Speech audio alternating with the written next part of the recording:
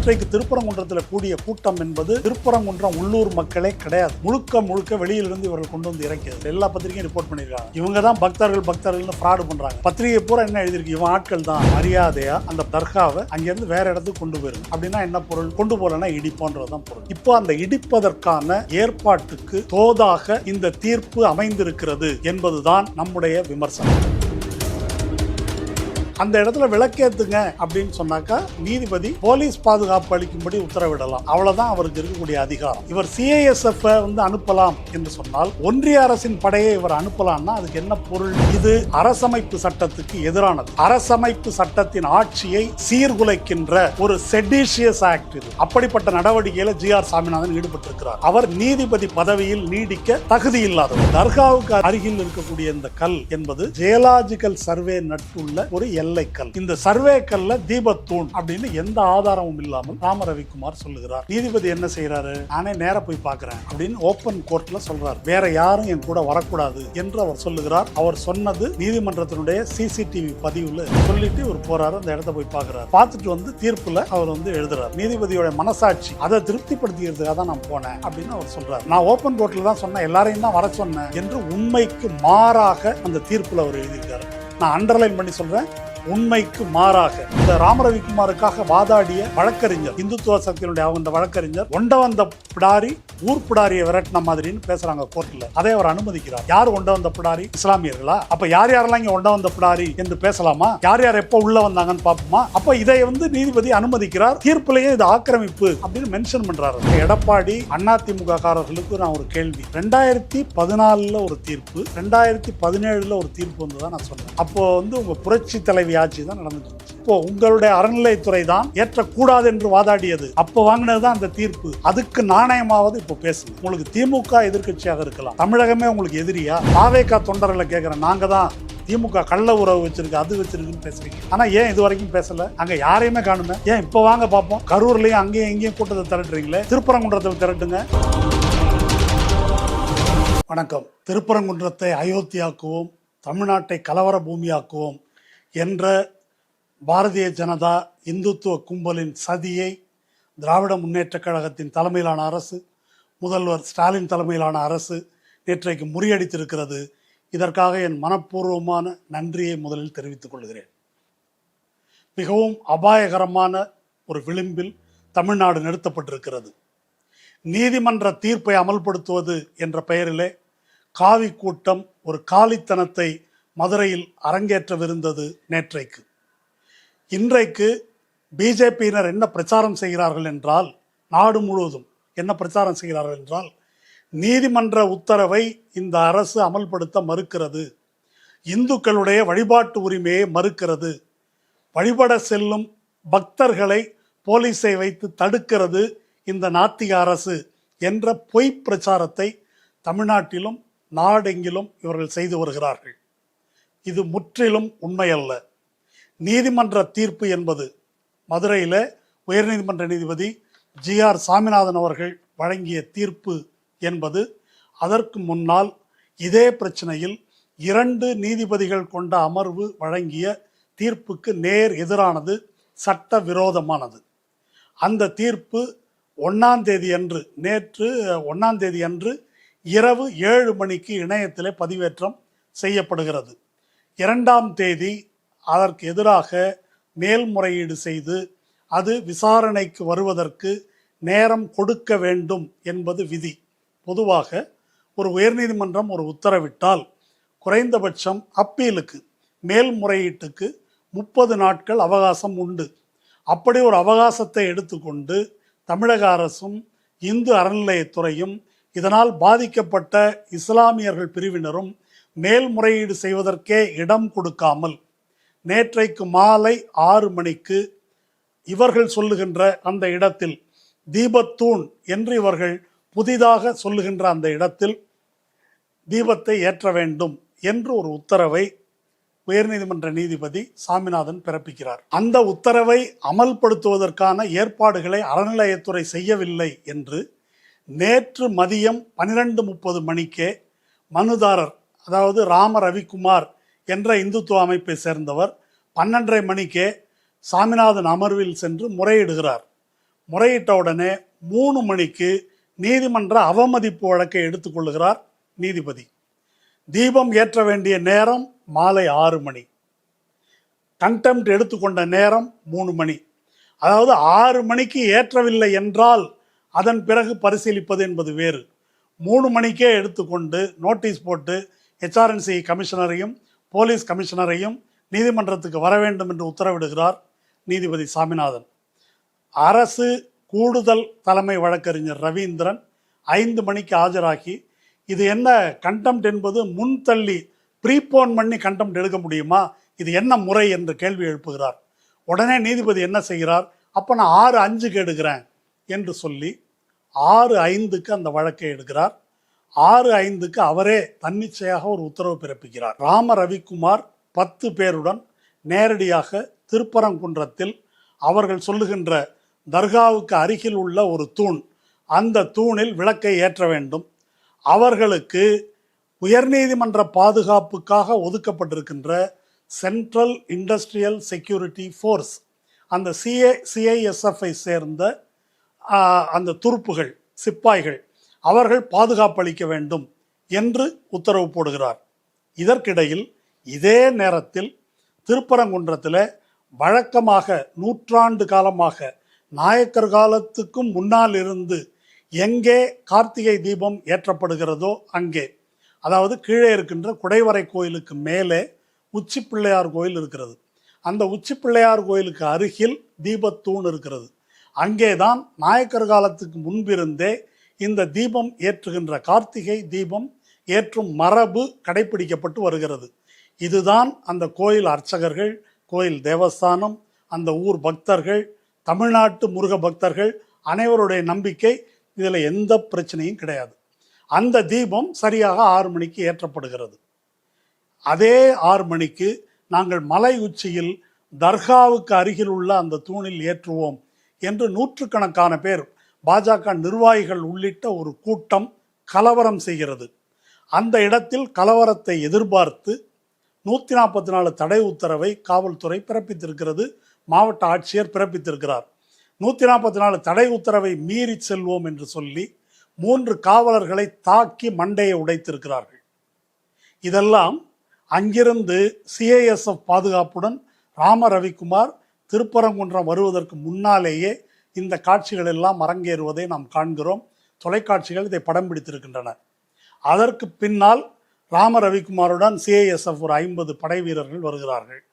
144 தடை உத்தரவு இருக்கிறது, உள்ளே அனுமதிக்க முடியாது என்று காவல்துறை IG தெளிவுபட சொல்லுகிறார். இரவு சுமார் 10 மணி வரையில் அங்கிருந்து அவர்கள் அகலவில்லை. 10 மணிக்கு மேலே தான் அந்த இடத்தை விட்டு செல்கிறார்கள். இந்த மேலே ஏற முயன்றவர்கள், தடையை மீறி ஓடியவர்கள், அவர்களெல்லாம் கைது செய்து அனுப்புகிறது போலீஸ்.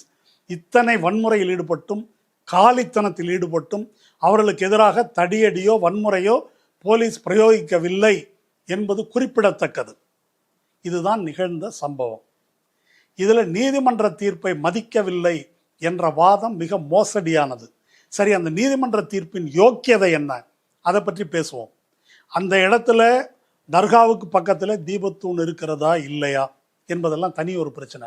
நேற்றைக்கு GR சாமிநாதன் போட்ட உத்தரவு சட்டப்படி செல்லத்தக்கதா, அப்படி ஒரு நீதிபதி உத்தரவிட முடியுமா என்பதற்குள்ள நம்ம போகலாம். CISF என்பது நீதிமன்ற பாதுகாப்புக்காக போடப்பட்டிருக்கிற ஒரு காவல் படை. அது இண்டஸ்ட்ரியல் செக்யூரிட்டி ஃபோர்ஸ், தொழில் பாதுகாப்பு படை. அது ஒன்றிய அரசின் கட்டுப்பாட்டில் இருப்பது. இப்போ அந்த இடத்துல விளக்கேத்துங்க அப்படின்னு சொன்னாக்கா நீதிபதி போலீஸ் பாதுகாப்பு அளிக்கும்படி உத்தரவிடலாம். அவ்வளோதான் அவருக்கு இருக்கக்கூடிய அதிகாரம்.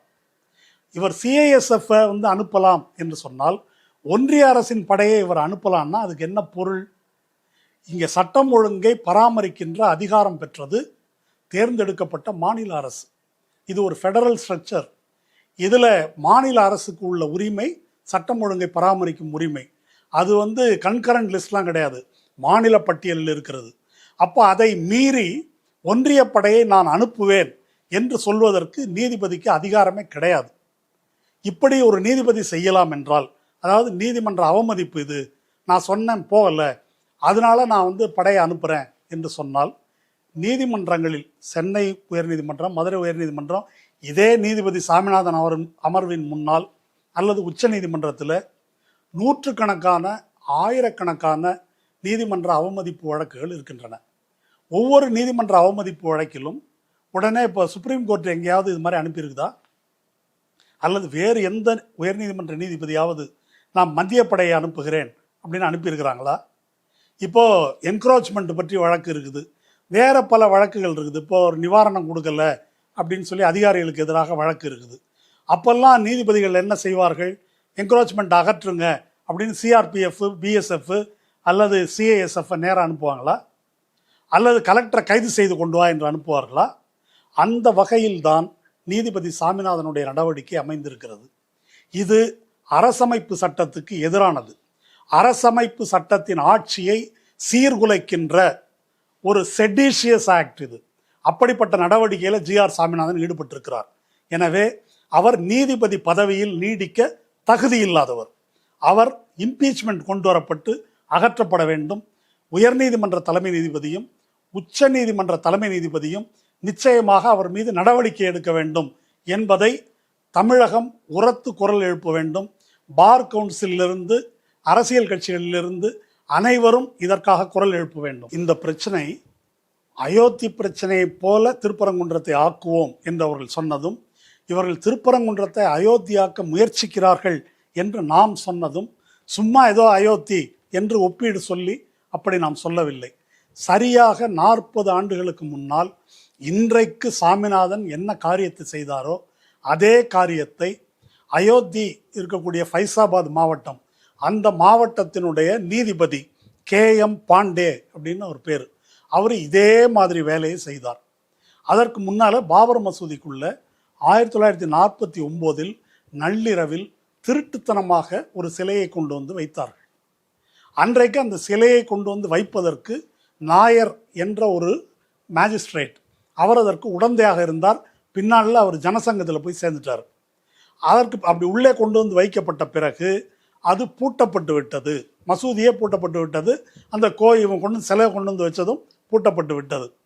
1986 தான் ஃபைசாபாத் நீதிமன்றம் திடீரென்று இதை திறந்து விடுகிறது.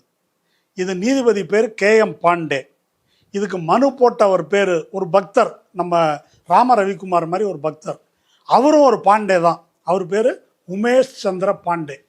அவர் பெட்டிஷன் போட்டவுடனே இந்த நீதிபதி என்ன பண்ணார்னா, அந்த இடம் மசூதிக்கு சொந்தம், அந்த வக்ஃபு வாரியம் இருக்கு இல்லையா, அவங்க வந்து அதற்கு எதிர்மனுதாரர், அவங்களுக்கே தகவல் தெரிவிக்காமல் ஒருதலை பட்சமாக உத்தரவு போட்டதுடன் இப்போ சாமிநாதன் சொன்ன மாதிரியே உடனே கோயிலை திறந்து விட வேண்டும் என்று உத்தரவு போட்டார்.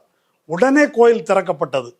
அங்கே ரெடியாக இப்போ இருக்கிற காளிகள் கூட்டம் போல அங்கே ரெடியாக பாரதிய ஜனதா ஆட்களை திரட்டி வைத்திருந்தது. இப்படி தான் அது நடந்தது. அதற்கு பின்னால் இந்த தீர்ப்பு சட்டவிரோதமானது என்று லக்னோ உயர்நீதிமன்றம் தீர்ப்பளித்தது. ஆனால் அந்த தீர்ப்பை வச்சுக்கிட்டு என்ன செய்கிறது? அதற்கு பின்னால் என்ன நடந்தது அந்த வரலாறு உங்களுக்கு தெரியும். பாபர் மசூதியை கரசேவை செய்கிறோம் என்று போனார்கள். அன்றைக்கு முலாயம் சிங் யாதவ் வந்து முதலமைச்சராக இருந்தார். பஜனை தான் பாட போகிறோன்னு சொல்லிட்டு இடிக்கிறதுக்கு போனாங்க. தடியடி, துப்பாக்கி சூடெல்லாம் நடந்தது. வன்முறையில் ஈடுபட்டார்கள். அது ஒன்று முடிஞ்சது. அதற்கு பிறகு திரும்ப நாங்கள் பஜனை பாட போகிறோம், வேறு எந்த வன்முறையிலையும் ஈடுபட மாட்டோம் என்று உத்தரவாதம் அளித்து 1992 டிசம்பர் 6 அன்று அங்கே வந்து பாரதிய ஜனதா முதலமைச்சர் கல்யாண் சிங் அப்போ உச்சநீதிமன்றத்துக்கு அப்படி ஒரு சத்திய பிரமாணம் உத்தரவாதம் கொடுத்து விட்டு இவங்க வர்றாங்க. வந்து என்ன செய்கிறாங்க? பல்லாயிரக்கணக்கானவர்களை திரட்டி அந்த மசூதியை ஒரே நாளில் இடித்து தள்ளுகிறார்கள். இடித்தாங்களா, வெடி வச்சாங்களா, யாருக்கும் தெரியாது. வச்சு இந்த சிலையை கொண்டு போய் அங்கே வந்து வச்சிடுறாங்க. 92 டிசம்பர் 6 இது ஒரு சட்டவிரோதமான நடவடிக்கை என்று இப்போ சமீபத்தில் சந்திரசூட் அளித்த தீர்ப்பு வந்து சொல்லியிருக்குது. எல்லாத்தையும் சொல்லிட்டு கடைசியில் அவங்க கையிலேயே வந்து கொடுத்துருக்குது. இந்த இடித்த நடவடிக்கையில் ஆயிரக்கணக்கான பேர் ஈடுபட்டாங்க. ஆனால் கேஸ் 30 பேர் மேலே போட்டாங்க. ஆனால் அந்த 30 பேர் எல்லாரும் விடுதலை. அத்வானி விடுதலை, ரிதம்பரா விடுதலை, அசோக் சிங்கால் விடுதலை, எல்லாரும் விடுதலை. அந்த 30 பேர் சமூக விரோத சக்திகள் அப்படின்னு சொல்லிட்டு அது யாருன்னு தெரில அப்படின்னு சொல்லி முடிச்சிட்டாங்க. இதுதான் அயோத்தியில் நடந்தது. இந்த அயோத்தியை வைத்து கொண்டு தான் அதற்கு முன்னால் ஒரு ரத யாத்திரை நடத்தி பல ஆயிரக்கணக்கான முஸ்லீம்களை காவு கொண்டு மசூதியை இடித்து அதன் வழியாகத்தான் பாரதிய ஜனதா ஆட்சிக்கு வந்திருக்கிறது. இப்போ தமிழ்நாட்டில் அப்படியே அதே பேட்டர்னை பின்பற்றுறாங்க. அன்னைக்கு 86 பிப்ரவரி 1 அன்னைக்கு நீதிபதி KM பாண்டே என்ன செய்தாரோ அதைத்தான் இன்றைக்கு GR சாமிநாதன் செய்திருக்கிறார். அதனால் இந்த பிரச்சனையின் பரிமாணத்தை நாம் உணர்ந்து கொள்ள வேண்டும். இது ஏதோ ஒரு திருப்பரங்குன்றத்தில் ஒரு பிரச்சனை என்று நினைக்கக்கூடாது. ஒரு வெப்சைட் ஒன்று இருக்குது, நம்முடைய கோயில்களையும் பாரத வருஷத்தையும், கோயில்களை மீட்போம் பாரத வருஷம் காப்போம் அப்படின்னு சொல்லிட்டு ஒரு வெப்சைட்டு. அதில் தமிழ்நாட்டில் மொத்தம் ஒரு 100 சொச்சம் மசூதிகளை இடிக்கணும், இதெல்லாம் கோயிலை இடித்து மசூதி கட்டிட்டாங்க, அதனால் மசூதியை இடிக்கணும்னு ஒரு பட்டியல் போட்டிருக்கிறாங்க. அது அவங்கள அந்த சைட்டு உங்களுக்கு காட்ட சொல்கிறேன் பாருங்கள். அதில் திருப்பரங்குன்றம் ஒன்று, இன்னும் மதுரையில் வேறு சில பள்ளிவாசல்களும் அவர்களுடைய பட்டியலில் இருக்குது. அப்போ ராமரவிக்குமார் என்ற யாரோ ஒரு ஆள் பெட்டிஷன் போட்டு இது நடக்கலை, தற்செயலாக நடக்கலை. இது நாடு தழுவிய அளவில், தமிழ்நாட்டில் மட்டும் இல்லை, ஒவ்வொரு ஸ்டேட்லேயும் எத்தனை மசூதி இடிக்கணும், ஒவ்வொரு ஸ்டேட்லேயும் 100க்கு குறைவில்லாத மசூதிகள் இடிக்கணும்னு ஒரு லிஸ்ட் வச்சுருக்கிறாங்க. அந்த லிஸ்ட்டில் ஒன்று தான் திருப்பரங்குன்றம். திருப்பரங்குன்றம் என்பது ஒரு தொடக்கம். இன்றைக்கு திராவிட முன்னேற்ற கழக அரசு அதை தடுத்து நிறுத்தி இருக்கிறது. இது ஒரு அரசு மட்டும் தடுக்கக்கூடிய காரியம் அல்ல, நம் அனைவருக்கும் அந்த விழிப்புணர்வு வேணும். நேற்றைக்கு திருப்பரங்குன்றத்தில் கூடிய கூட்டம் என்பது திருப்பரங்குன்றம் உள்ளூர் மக்களே கிடையாது, முழுக்க வெளியிலிருந்து இவர்கள் கொண்டு வந்து இறக்கியது. இன்றைக்கி டெக்கான் ஹெரால்டு போன்ற பத்திரிகைகள், எல்லா பத்திரிகையும் ரிப்போர்ட் பண்ணியிருக்காங்க, இவங்க தான் பக்தர்கள்னு ஃப்ராடு பண்ணுறாங்க. பத்திரிகை பூரா என்ன எழுதியிருக்கு, இவன் ஆட்கள் தான், உள்ளூர் மக்களுக்கு சம்பந்தம் இல்லை, இதெல்லாம் பத்திரிகையில் எழுதியிருக்கிறாங்க, நான் சொல்லலை இதெல்லாம். அப்போ இந்த திருப்பரங்குன்றம் பிரச்சனை, இதனுடைய வரலாறு என்பதை ஏற்கனவே பல முறை பேசியிருக்கிறோம். முதல்ல அங்கே ஆடு கோழியாக இருக்கக்கூடாதுன்னாங்க, அடுத்தது இப்போ இதுக்கு வந்திருக்கிறாங்க. மூணாவது ராஜா அங்கே தெளிவாகவே பேசியிருக்கார். முருகன் மாநாடு நடத்துகிறாங்கல்ல, அந்த மாநாட்டில் நாங்கள் வன்முறையை தூண்ட மாட்டோம் என்றெல்லாம் சத்தியப்பிரமாணம் செய்து வாக்குறுதி கொடுத்துட்டு ராஜா என்ன பேசினார், திருப்பரங்குன்றத்தை அயோத்தியாக்குவோம், மரியாதையாக அந்த பள்ளிவாசலை தர்காவை அங்கேருந்து வேறு இடத்துக்கு கொண்டு போயிருங்க. அப்படின்னா என்ன பொருள், கொண்டு போகலன்னா இடிப்போன்றது தான் பொருள். இப்போ அந்த இடிப்பதற்கான ஏற்பாட்டுக்கு தோதாக இந்த தீர்ப்பு அமைந்திருக்கிறது என்பதுதான் நம்முடைய விமர்சனம். இப்போ இந்த விஷயத்துக்குள்ளே போவோம். இது ஒரு பெரிய கதை, இருந்தாலும் சாராம்சமாக இதை புரிந்து கொள்வதற்கு சொல்கிறேன். இது முதல்ல இந்த வழக்கு வெள்ளைக்காரன் காலத்திலேயே வருது. அந்த வழக்கு யாருக்கும் இடையில் வருது அப்படின்னு சொன்னாக்கா, கோயில் தேவஸ்தானத்துக்கும் அரசாங்கத்துக்கும் இடையில் வருது. முஸ்லீம்களுக்கும் இதுக்கும் சம்பந்தம் கிடையாது, கோயில் தேவஸ்தானத்துக்கும் அரசாங்கத்துக்கும் இடையில் வருது. அப்போ அங்கே மாவட்ட நீதிபதியாக இருந்தவர் விசாரித்து என்ன சொல்கிறாரு, மலையின் உச்சி பகுதி, நெல்லித்தோப்பு, அந்த தர்கா, இதெல்லாம் இஸ்லாமியர்களுக்கு சொந்தம், மற்றபடி மொத்த மலையை புனிதமானது என்று இந்துக்கள் கருதுவதால் இந்த மலை தேவஸ்தானத்துக்கு சொந்தம் அப்படின்னு அவர் தீர்ப்பு கொடுக்குறார். அதற்கு எதிராக அன்றைய பிரிட்டிஷ் அரசு மேல்முறையீடு செய்து ஹைகோர்ட்டில் விசாரணை நடக்குது.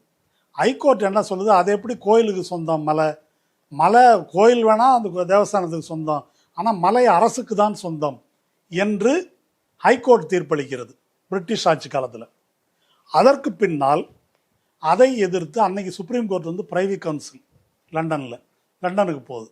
லண்டன் பிரைவி கவுன்சில் இதையெல்லாம் ஆராய்ச்சி செய்துவிட்டு கீழமை நீதிமன்றம் கொடுத்த வழக்கு தான் சரி, மலை உச்சி, நெல்லித்தோப்பு, தர்கா, இது எல்லாம் தர்காவுக்கு செல்லும் வழி, இவை அனைத்தும் இஸ்லாமியர்களுக்கு சொந்தம், மலை என்பது தேவஸ்தானத்துக்கு உரியது அப்படின்னு சொல்லி தீர்ப்பு கொடுத்துருது. அதற்கு பிறகு ஏறத்தாழ 10-15 வழக்கு நடந்திருக்குது. அந்த வழக்கு பூரா சிவில் டிஸ்பியூட், பெரும்பாலும் அரசுக்கும் தேவஸ்தானத்துக்கும் அல்லது தேவஸ்தானத்துக்கும் தர்காவுக்கும் இந்த இடம் தொடர்பான வழக்குகளாக நடந்திருக்கு. இந்த 15 வழக்குலையும் அந்த முதல்ல ஆதியில் தொடங்கிய அந்த வழக்கு, பிரைவி கவுன்சில் தீர்ப்பளித்த அந்த வழக்கு, அதுக்கு முன்னால் உயர்நீதிமன்றம், அதுக்கு முன்னால் மாவட்ட நீதிமன்றம் தீர்ப்பளித்த அந்த வழக்கு இருக்கு இல்லையா, அங்கே தொடங்கி இதுவரையில் அங்கே ஒரு தீபத்தூண் இருந்தது அப்படின்னு எந்த இடத்துலையும் யாரும் சொன்னதில்லை. அப்படி ஒரு ரெக்கார்டே கிடையாது. இப்போ இது புதுசாக இந்து முன்னணியினர் கிளப்புகின்ற விவகாரம் இந்த தீபத்தூண் என்பது. சரி, இந்த வழக்கு அப்போ முடிஞ்சிருச்சு. அதுக்கப்புறம் இவ்வளோ வழக்கு நடந்திருக்கு. சமீபத்தில் என்ன நடந்தது, 2014 சுப்பிரமணியம் அப்படின்னு ஒருத்தர் ஒரு வழக்கு போடுறாரு. அந்த வழக்கு சென்னை உயர்நீதிமன்றத்தில் வருது. அந்த வழக்குலையும் என்ன சிறப்பு தெரியுமா? முஸ்லீமை பார்ட்டியாக சேர்க்காமையே ஒரு வழக்கு போடுறாரு அவர். அது தீர்ப்பிலே குறிப்பிட்டிருக்கிறாங்க. 2014 அந்த வழக்கு. அந்த வழக்கில் என்ன சொல்கிறாங்கன்னா, இப்போ உச்சி பிள்ளையார் கோயில் பக்கத்தில் ஒரு தீபம் ஏற்றுறாங்களே, அதுக்கு பேர் மோட்ச தீபம், செத்து போனவங்களுக்கு ஏற்றுறது, இது ஆகம விதிக்கு எதிரானது. கார்த்திகை தீபம் இங்கே ஏற்றக்கூடாது. கார்த்திகை தீபம் எங்கே ஏற்றணும் அப்படின்னு சொன்னால், தர்காவுக்கு பக்கத்தில் ஒரு தூண் இருக்கு பாருங்க, அந்த தூணில் தான் ஏற்றணும் என்று அவர் பெட்டிஷன் போடுகிறார். அந்த தூணில் தான் பாரம்பரியமாக விளக்கு ஏற்றி கொண்டு வருகிறார்கள், நடுவில் அது விட்டு போச்சு என்று சொல்லும்போது, பாரம்பரியமாக அந்த இடத்தில் விளக்கேற்றுகிறார்கள் என்பதற்கு ஆதாரம் கொடுங்கள் என்று நீதிமன்றம் கேட்குது. அப்படி எந்த ஆதாரத்தையும் அவரால் தர முடியவில்லை. எனவே 2014 சிங்கிள் ஜட்ஜ் அதை நிராகரிக்கிறார். என்ன சொல்லி நிராகரிக்கிறார்? நீ மோசடியா முஸ்லீமுக்கு தெரியாமல் ஒரு தரப்பா போட்டிருக்கிற, இது ஆகம விதிக்கு விரோதமானதுன்னு நீ சொல்ற. ஆனால் தேவஸ்தானமும் அர்ச்சகர்களும் அங்கே இருக்கிறவங்களும் நாங்கள் ஏற்றுகின்ற இடம்தான் பாரம்பரியமாக நடக்கிறது, இதுதான் ஆகம விதிப்படியானதுன்னு அவங்க சொல்கிறாங்க. நீ சொல்கிறதுக்கு எந்த ஆதாரமும் நீ கொடுக்கல என்று சொல்லி 2014 இந்த வழக்கை தள்ளுபடி பண்ணுறாங்க. 2017 மீண்டும் அதற்கு எதிராக மேல்முறையீடு செய்கிறார் அவர். 2 நீதிபதிகள் அமர்வு, நீதிபதி கல்யாண சுந்தரம் அப்புறம் நீதிபதி பவானி சுப்பராயன். அது ரிட் பெட்டிஷன் நம்பர் 1524 ஆஃப் 2014. அந்த வழக்கில் பவானி சுப்பராயன் தான் இந்த தீர்ப்பை எழுதுகிறார். அவர் இந்த விஷயங்களை பூரா சொல்கிறார். இதெல்லாம் சிங்கிள் ஜட்ஜு கரெக்டாக தான் பரிசீலிச்சிருக்காரு. இங்கே தேவஸ்தானத்திலேருந்து பெட்டிஷன் போடுறாங்க. தேவஸ்தானத்திலேருந்து நாங்கள் செய்கிறது தான் கரெக்டு, அது தீபத்தூண்லாம் கிடையாது, அப்படி ஒன்று செய்கிறதெல்லாம் கிடையாது என்று அவர்கள் தெளிவாக பெட்டிஷன் போடுறாங்க. அதை பரிசீலித்து இது தேவையில்லாமல் மத நல்லிணக்க பூமியில் அமைதியாக இந்துக்களும் இஸ்லாமியர்களும் தத்தம் வழிபாட்டை நடத்தி கொண்டிருக்கிற இடத்துல கலவரத்தை தூண்டும் முயற்சி என்று சொல்லியே அந்த 2 நீதிபதிகள் இதை தள்ளுபடி செய்கிறார்கள். இப்போ அப்படி 2017 தள்ளுபடி செய்த வழக்கில்தான் உயர்நீதிமன்ற நீதிபதி GR சாமிநாதன் இப்போ அந்த இடத்துல விளக்கு ஏற்றணும் அப்படின்னு ஒரு தீர்ப்பளித்திருக்கிறார். இதில் மிகப்பெரிய முறைகேடு என்னன்னு சொன்னால், நீதிமன்றத்தில் ஒரு 2 ஜட்ஜ் பெஞ்ச் ஒரு தீர்ப்பு கொடுத்துருக்குன்னா அந்த தீர்ப்பை சிங்கிள் ஜட்ஜு எக்காரணம் கொண்டும் மீற முடியாது. அது ஜுடிஷியல் இன்டிசிப்ளின். நம்முடைய நீதிபதி GR சாமிநாதனுக்கு இந்த இன்டிசிப்ளின் அப்படின்றது அவருக்கு ரொம்ப பழகி போனது. அவர் வழக்கமாகவே அதுதான் அவருக்கு இன்டிசிப்ளின் தான் அவருடைய டிசிப்ளின். ஏற்கனவே கரூர் பக்கத்தில் நெரூர் என்ற ஒரு இடத்துல சதாசிவ பிரம்மேந்திரர் என்ற ஒரு பார்ப்பனர், அவர் இறந்த இடத்துக்கு ஒரு சமாதி இருக்கு. அங்கே அவருடைய நினைவு நாளன்று பார்ப்பனர்களுக்கு விருந்து வைத்து அவர்கள் விருந்து சாப்பிட்ட எச்சில் இலையில் பக்தர்கள் உருளுவது என்ற ஒரு மரபு இருந்திருக்கிறது. அந்த மரபை ஏற்கனவே நீதிபதி முத்துக்குமார் தலைமையிலான அமர்வு, இது மனித கண்ணியத்துக்கு எதிரானது, கர்நாடகாவில் இது மாதிரி தான் உருளு சேவைன்னு ஒன்று நடத்துகிறாங்க, அதை உச்சநீதிமன்றம் தடை செய்திருக்குது, அதனால் நீங்கள் உருளக்கூடாதுன்னு தடை விதிக்கிறது அந்த நீதிபதி முத்துக்குமார் தலைமையிலான அமர்வு. அந்த வழக்கை எடுத்துக்கொண்டு GR சாமிநாதன் விசாரிக்கிறார். என்ன செய்கிறார்? இதே போல் என்னைக்கு இது எச்சிஎல்ல உருளணுமோ அதுக்கு முதல் நாள் தான் அந்த வழக்கை விசாரிக்கிறார். இந்த வழக்கில் எதிர்மனுதாரராக HRNCயை சேர்த்துருக்கணும். ஆனால் HRNCக்கே சொல்லலை. போலீஸு மாவட்ட நிர்வாகத்துக்கு மட்டும் நோட்டீஸை போடுறாரு. அது ஏன் நடக்குதுன்னா, ஒருவேளை HRNCயை எதிர்மனுதாரராக சேர்த்திருந்தால் அந்த வழக்கு நீதிபதி GR சாமிநாதன் முன்பு விசாரணைக்கு வராது, வேற ஒரு நீதிபதி கிட்ட வரும். அதற்காக இந்த ஏற்பாடு. அப்படி HRNCக்கு சொல்லாமல் இன்னைக்கு உத்தரவு போட்டு மறுநாள் இன்னைக்கு ராத்திரி உத்தரவு போடுறாங்க, மறுநாள் HL உருள்றாங்க. இதை எதிர்த்து அரசு மேல்முறையீடு செய்து நீதிமன்ற அமர்வு இதை விசாரித்து விட்டு, இது ஜுடிஷியல் இன்டிசிப்ளின், ஏற்கனவே தெளிவாக இருக்குது தீர்ப்பு, இந்த நீதிபதி செய்தது ஒழுங்கீனம், நீதித்துறை ஒழுங்கீனம் என்று கண்டனம் தெரிவிக்குது. GR சாமிநாதனுடைய முறைகேடுகளுக்கு பெரிய லிஸ்ட் இருக்கு, நேரம் இல்லை நமக்கு. அப்படி அவர் எதையும் அவர் மதிப்பதில்லை என்ற முறையில் இந்த தீர்ப்பு இப்போ கொடுத்துருக்காருன்றது சட்டவிரோதமானது. இது ஒன்று. ரெண்டாவது பிரச்சனை, இது தீபத்தூண் அப்படின்னு எந்த அடிப்படையில் நீதிபதி முடிவுக்கு வந்தார்? இப்போ ராம ரவிக்குமார் இந்த பெட்டிஷன் போடுறார். 96 ஒரு ஆள் பெட்டிஷன் போட்டிருக்கிறான். அப்போ அது தள்ளுபடி. அப்போவே அவன் தீபத்தூண்லாம் சொல்லலை. தர்காவுக்கு பக்கத்தில் தீபம் ஏற்றணும்னு ஒரு தீர்ப்பு, தர்காவை ஒப்புதலோடு அவர்கள் அனுமதியோடு அதுக்கு பக்கத்தில் அதிலிருந்து கொஞ்சம் தள்ளி இருக்கக்கூடிய ஒரு இடத்துல தீபம் ஏற்ற வேண்டும் என்று 96 தீர்ப்பு. நல்லா கவனிங்க, 1996. அதில் ராமகோபால்னு பார்ட்டி. 2017 பெஞ்ச் தீர்ப்பு இருக்குது, இந்த வேலையெல்லாம் கூடாதுன்னு. இப்போ 96 தீர்ப்பை அமல்படுத்துங்கன்னு 30 வருஷம் கழிச்சு இவர் இப்போ போடுறாரு பெட்டிஷன். அதை இவர் எடுத்துக்கிறார். சரி, இப்போ ராமரவிக்குமார் அது தீபத்தூண் என்பதற்கு என்ன சான்று சொல்லுகிறார்? ஒரு சான்றும் அவர் சொல்லலை. அவர் ஒரு புக்கை கொடுக்குறார், தொல்லியல் துறையால் வெளியிடப்பட்ட ஒரு நூல், ஒரு ஆய்வாளருடைய நூல். அந்த நூலில் அவர் குறிப்பிடும் தூண், அந்த தூணில் தான் நாயக்கர் காலத்திலிருந்து தீபம் ஏற்றப்படுகிறது. அதில் கல்வெட்டெல்லாம் இருக்குது. தர்காவுக்கு அருகில் இருக்கக்கூடிய இந்த கல் என்பது ஜியலாஜிக்கல் சர்வே நட்டுள்ள ஒரு எல்லைக்கல். அதுக்கு பக்கத்திலே இன்னொரு எல்லைக்கல் இருக்குது, ஒரு பீடம், அதுக்கு மேலே அந்த கல் இருக்குது. அது உடஞ்சி போச்சு. அதை ஏற்கனவே இந்த பிரச்சனையின் போது ஆர்டிஓ தலைமையில் ஒரு குழு ஆய்வு செய்கிறாங்க. ஆய்வு செய்து அந்த உடஞ்ச இடத்துக்கு கீழே பார்க்கும்போது இப்படி ஒரு ரவுண்டு நடுவில் புள்ளியும் இருக்கும். அது சர்வே அடையாளம், சர்வே பண்ணி போடுற அடையாளம். அந்த ஃபோட்டோகிராஃப் இருக்குது. இதுவும் அதே போன்ற ஒரு கல். இந்த சர்வே கல்ல தீபத்தூண் அப்படின்னு எந்த ஆதாரமும் இல்லாமல் ராமரவிக்குமார் சொல்லுகிறார். நீதிபதி என்ன செய்கிறாரு? ஆதாரம் வேணும், எவிடன்ஸ் வேணும், நீதிபதி கேட்கணும். ஆனால் நீதிபதி கேட்கல. கேட்காம என்ன செய்கிறாருன்னா, நானே நேராக போய் பார்க்குறேன் அப்படின்னு ஓப்பன் கோர்ட்டில் சொல்கிறார். நேராக போய் நான் பார்க்கிறேன், வேற யாரும் என் கூட வரக்கூடாது என்று அவர் சொல்லுகிறார். அவர் சொன்னது நீதிமன்றத்தினுடைய சிசிடிவி பதிவில் இருக்குது. சொல்லிட்டு இவர் போகிறாரு, அந்த இடத்த போய் பார்க்குறாரு. பார்த்துட்டு தீர்ப்பில் அவர் எழுதுறார், என்னுடைய ஜுடிஷியல் கான்ஷியன்ஸ், நீதிபதியோட மனசாட்சி, அதை திருப்திப்படுத்திக்கிறதுக்காக தான் நான் போனேன் அப்படின்னு அவர் சொல்கிறார். நான் ஓப்பன் கோர்ட்டில் தான் சொன்னேன், எல்லாரையும் தான் வர சொன்னேன் என்று உண்மைக்கு மாறாக அந்த தீர்ப்பில் அவர் எழுதியிருக்காரு. நான் அண்டர்லைன் பண்ணி சொல்கிறேன், உண்மைக்கு மாறாக. இதை அந்த வழக்கில் எதிர்மனுதாரர் ரங்கநாதன் சார்பாக ஆஜரான வழக்கறிஞர் வாஞ்சிநாதன் சேலஞ்சு பண்ணி சொல்லியிருக்காரு. சிசிடிவி ஃபுட்டேஜில் இருக்குது, வரக்கூடாது யாரும் என்று சொன்னது. ஸோ இந்த மாதிரி ஒரு வழக்கில் ஒரு நீதிபதி இப்படி தனியாக போய் பார்த்துட்டு இது கரெக்டு தான், இது தீபத்தூண் தான் அப்படி சொல்ல முடியுமா? சட்டப்படி அவருக்கு அதிகாரம் இருக்குதா? இது ஒரு சிவில் கேஸ். இந்த சிவில் கேஸில் அப்படி ஒரு இதை கீழே சிவில் நீதிமன்றத்தில் தான் இதை ப்ரூவ் பண்ணணும். இது ஹைகோர்ட் விசாரிக்கிறதே தப்பு. முதல்ல இந்த தூணா இல்லையா என்ற ஆராய்ச்சியில் ஈடுபடுவதற்கு உயர் நீதிமன்றத்துக்கு எந்த அதிகாரமும் கிடையாது. சிவில் கோர்ட்டே ஒரு நீதிபதி இதை எடுத்துக்கிறாருன்னா, மனுதாரர் தரப்பு எதிர்மனுதாரர் தரப்பு 2 வக்கீலையும் கூட்டிகிட்டு தான் அவர் அங்கே போகணும்.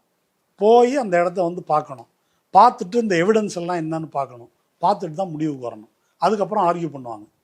இப்போ நீதிபதி இதில் தலையிட்டு அதை முடிவு செய்வதற்கே அவருக்கு அதிகாரம் கிடையாது. நம்பர் 1. நம்பர் 2 என்ன? யாரையும் கூட்டு போல. 3வது என்ன? அந்த தீர்ப்பில் அவர் எழுதுறாரு, இது இந்த இடத்துல தீபம் ஏற்றுனாங்க மரபு அப்படின்றதுக்கெல்லாம் ஒன்றும் ஆதாரம் இல்லை. இது அவரே சொல்கிறாரு, அதுக்கெல்லாம் ஒன்றும் ஆதாரம் இல்லை. ஆனால் இந்த தூணில் தீபம் ஏற்றினார்கள் என்பதற்கு ஆதாரம் இல்லைன்னு சொல்லிட்டு ஆங்கிலத்தில் ஒரு வரி சொல்கிறார் பாருங்க. This right would include not only what is, என்ன உரிமை இருக்கிறது என்பது மட்டுமல்ல, but also what ought to be, என்ன உரிமை இருக்க வேண்டும் என்பதையும் வச்சு தான் நான் தீர்ப்பு கொடுக்குறேன்னு சொல்கிறார். இப்படி எங்கேயா உலகத்தில் கேள்விப்பட்டிருக்கிறீங்களா? என்ன இருக்க வேண்டும்னா, குன்றின் மேல் குமரன் இருக்கிறான், குன்றின் மேல் விளக்கு கொளுத்துறதுன்னு புறநானூரில் இருக்குது, அதில் இருக்குது, இந்த இலை, அதெல்லாம் தெரியும். அதுக்கு இதுக்கு என்ன சம்பந்தம்? அப்போ அந்த ஆதாரமே இல்லாமல் அப்படி இந்துக்களுக்கு அப்படி ஒரு உரிமை உண்டு. ஏனென்றால் மலையே தேவஸ்தானத்துக்கு சொந்தம் தானே, அப்போ அங்கே கொளுத்தலாம்ல. இப்படி ஒரு கட்ட பஞ்சாயத்து போல அந்த தீர்ப்பில் அவர் குறிப்பிடுகிறார். அதுக்கு மேலே இன்னும் போகிறார். இது கஷ்டம், இது ஒரு மரபு என்று சொல்வதற்கு எந்த ஆதாரமும் இல்லை அப்படின்னு அவரே ஒத்துக்கிட்டு அதுக்கு மேலே என்ன சொல்கிறாருனாக்கா, மலை கோயிலுக்கு சொந்தம், அந்த தர்கா உள்ள இடம் மட்டும்தான் அவங்களுக்கு சொந்தம். காம்பவுண்டு போட்டிருக்கிறாங்கல்ல, நான் கேட்டேன் காம்பவுண்ட் போட்டிருக்கிறான்னாங்க. அப்போ காம்பவுண்டோட சரியாக போச்சு உங்கள் வேலை அப்படின்னு இவர் புதுசாக சொல்கிறாரு. ஏற்கனவே மலை உச்சி தர்காவுக்கு சொந்தம் என்று தீர்ப்பு இருக்குது. இவர் அதை சொல்லிட்டு அப்போ கோயில் தன்னுடைய பாத்தியதையை நிறுவிக்கொள்வதற்காகவாவது அங்கே தீபம் கொளுத்தணுன்றார். அதாவது தன்னுடைய உரிமையை நிலைநாட்டி கொள்ள. இப்போது நீதிபதிகிட்ட யார் கேட்டாங்க, எங்கள் சொத்துக்கு உரிமையை பிரச்சனை யாரோ ஆக்கிரமிச்சிட்டாங்க அப்படின்னு தேவஸ்தானமோ HRNCயோ முறையிட்டாங்களா, இல்லை ராம ரவிக்குமார் தான் முறையிட்டாரா? இது நீதிபதியை கற்பித்து கொள்ளுகிறார். கற்பித்து கொண்டு அதுக்காக அங்கே கொளுத்தணும், தீபம் கொளுத்தணும் அப்படின்னு சொல்கிறார். இதெல்லாம் அப்பட்டமான அதிகார முறைகேடு. நீதிபதி என்ற அதிகாரம் இருக்குதுன்றதுக்காக என்ன வேணால் எழுதலாம், எது வேணால் செய்யலான்னு செய்கிறார். இப்போ இப்படி ஒரு உத்தரவு போட்டார். இந்த உத்தரவை அமல்படுத்தணும்னா என்ன செய்யணும் தெரியுமா? ஏன் அமல்படுத்தலைன்னு கேட்குறாருல்ல. உத்தரவை அமல்படுத்தணும்னாக்கா இவங்க சொல்லக்கூடிய அந்த தூண் இருக்குதே, அதுக்கு தர்கா அமைத்துள்ள படிக்கட்டு வழியாக தான் போகணும். இதுதான் பிரச்சனையே. இதுதான் அயோத்தி பாபர் மசூதி மாதிரின்னு சொன்னது. பாபர் மசூதி வாசலில் ராம் சபுத்ரான்னு ஒன்று கட்டிக்கிட்டாங்க. அங்கே உட்காந்து பஜனை பண்ணுறோன்னு சொல்லி தான் மசூதி அடித்தாங்க. இப்போ இது வழியாக போகணும். இப்போ இது வழியாக போகிறதுக்கு இவர் ஒரு உத்தரவு போடுவாராம், மறுநாளே இதை அமல்படுத்தணுமா, கேள்வி கேட்கக்கூடாதான். ஒரு வாதத்துக்கு அதை செய்யணும்னு வச்சுக்கிட்டா கூட அதை அமல்படுத்த வேண்டும் என்று சொன்னால் ஒரு பீஸ் கமிட்டி போடணும், அவங்கள கூப்பிட்டு பேசணும், இதை எப்படி செய்வதுன்னு பார்க்கணும், இதெல்லாம் இருக்குது. ஆனால் தமிழக அரசு என்ன சொல்லுது, நான் அப்பீல் பண்ணுறேன், இது முறைகேடான தீர்ப்பு, நாங்கள் அப்பீல் போகிறோம். அப்பீல் அப்படின்றது இதை அமல்படுத்தாமல் இருப்பதற்கான ஒரு சூழ்ச்சின்னு எழுதுகிறார் இவர்.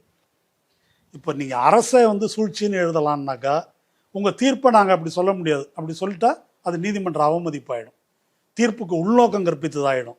ஆனால் நீங்கள் தேர்ந்தெடுக்கப்பட்ட அரசுக்கு உள்நோக்கம் கற்பிப்பீங்க, இதற்காக மசூதிக்கு உள்நோக்கம் கற்பிப்பீங்க. அதை ஒரு ஆக்கிரமிப்புன்னு எழுதுறாரு அவர் தீர்ப்பில். இதெல்லாம் எப்படி எழுத முடியும்?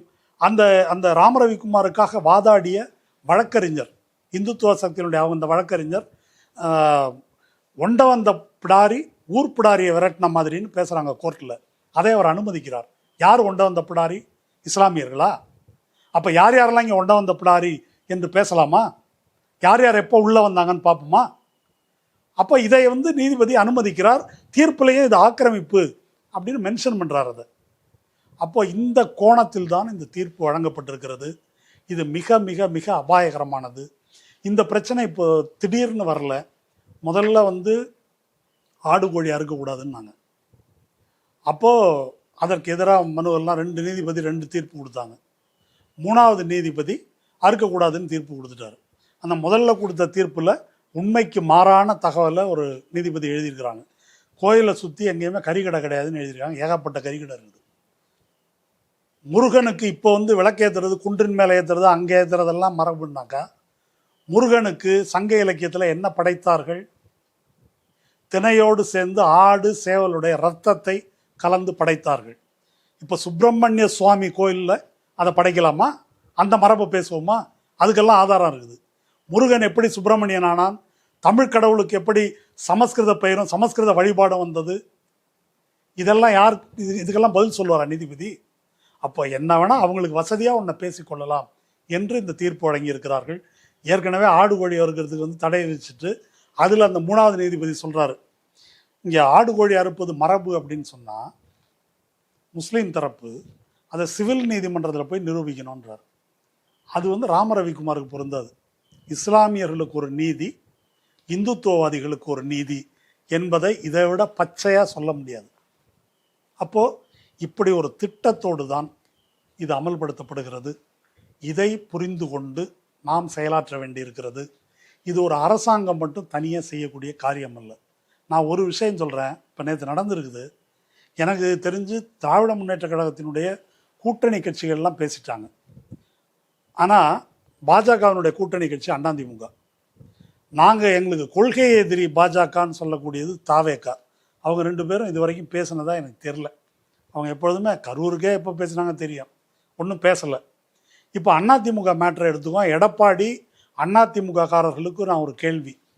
திருப்பரங்குன்றத்தில் ஆடு கோழி பிரச்சனை வந்தபோது உள்ளூரை சேர்ந்த திமுக, அதிமுக, காங்கிரஸ் 3 பேரும் கலெக்டர்கிட்ட தர்காவில் பலியிடுவது இப்படி செய்கிறது இந்துக்களே கலந்துக்கிறாங்க, இது வழக்கம் மரபு தான், அனாவசியமாக பிரச்சனையை கிளப்புறாங்கன்னு எழுதி கொடுத்துருக்குறாங்க. அது ஒன்று. 2014 ஒரு தீர்ப்பு, 2017 ஒரு தீர்ப்பு வந்து தான் நான் சொன்னேன். அதாவது இந்த அது அங்கெல்லாம் விளக்கு கொளுத்தக்கூடாது என்ற தீர்ப்பு. அப்போது வந்து உங்கள் புரட்சி தலைவி ஆட்சி தான் நடந்துட்டு இருந்துச்சு 2014. அப்போது உங்களுடைய அறநிலைத்துறை தான் ஏற்றக்கூடாது என்று வாதாடியது. அப்போ வாங்கினது தான் அந்த தீர்ப்பு. அதுக்கு நாணயமாவது இப்போ பேசுங்க. உங்களுக்கு திமுக எதிர்க்கட்சியாக இருக்கலாம், தமிழகமே உங்களுக்கு எதிரியா?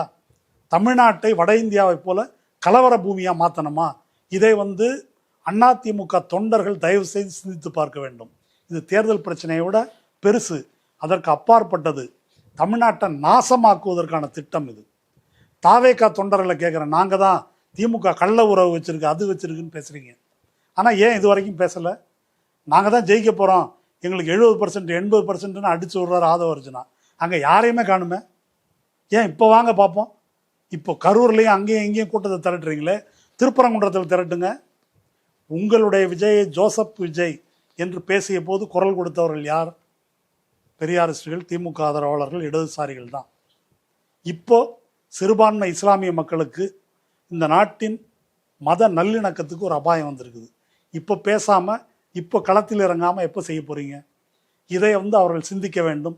இது இல்லாமல் தேர்தல் அரசியலில் பங்கேற்காத நிறைய இயக்கங்கள் இருக்காங்க, அவங்கெல்லாம் மௌனமாக இருக்கிறாங்க. அது என்னன்னு எனக்கும் புரியல. இது மௌனமாக இருக்கிறதுனா அறிக்கை விடுறது, ஃபேஸ்புக்கில் எழுதுறதுனால 5 காசுக்கு பிரயோஜனம் இல்லை. எதற்காக உங்களுக்கு அமைப்புன்னு ஒன்று இருக்குது. நேற்று அது மாதிரி வந்து இறங்குறாங்க, இது நடக்குன்னு தெரியும்ல. ஏன் உங்களுடைய தரப்பிலிருந்து, நம்முடைய தரப்பிலிருந்து யாருமே அங்கே இல்லை? அதுக்கப்புறம் திமுக அரசே கைது செய் அப்படின்னு அறிக்கை விடுறதுக்கு என்னதுக்கு அமைப்பு? இதெல்லாம் கொஞ்சம் தயவு செய்து சிந்தித்து பாருங்கள். தமிழ்நாடு ஒரு அபாயத்தின் விளிம்பில் இருக்கிறது. அது சரிந்து விடாமல் திமுக அரசு நேற்றைக்கு அதை காப்பாற்றி இருக்கிறது. ஒரு அரசு மட்டும் செய்யும் காரியம் அல்ல இது. திமுகவுக்கு எதிரானதல்ல, இது தமிழ்நாட்டுக்கு எதிரானது, தமிழ்நாட்டின் வளர்ச்சிக்கு எதிரானது, தமிழ்நாட்டின் மத நல்லிணக்கத்துக்கு எதிரானது, நம்முடைய எதிர்காலத்துக்கு எதிரானது. இதை தடுத்து நிறுத்த வேண்டியது முக்கியமாக தமிழ் மக்கள் மட்டுமல்ல, முருக பக்தர்கள், இறை நம்பிக்கை உள்ளவர்கள் அனைவருடைய கடமை. கலகம் செய்பவர்கள் பக்தர்கள் அல்ல, அவர்கள் இந்த மதத்தை அரசியலுக்கு பயன்படுத்தக்கூடிய கீழ்த்தரமான மதவெறியர்கள் என்பதை நாம் அம்பலப்படுத்த வேண்டும். நன்றி.